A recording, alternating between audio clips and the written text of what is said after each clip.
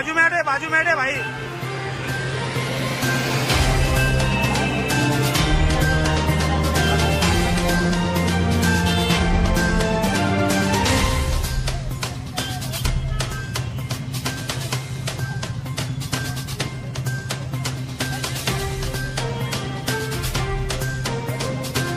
पाच ऑगस्ट 2025 रोजी भिवंडी येथे मेट्रोच्या कामादरम्यान एक धक्कादायक घटना घडली।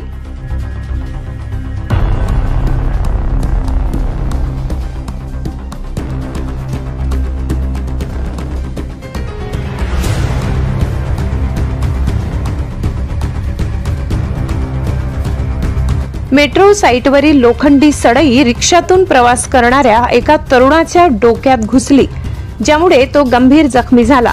ही सळई रिक्षाच्या छतातून थेट प्रवाशाच्या डोक्यातून आरपार गेली। या घटनेमुळे परिसरात खळबळ उडाली असून MMRD ने तातडीने कारवाई सुरू केली आहे। पोलिसांनी या प्रकरणी तपास सुरू केला असून मेट्रोच्या कामातील निष्काळजीपणामुळे ही दुर्घटना घडल्याचा आरोप स्थानिकांनी केलाय।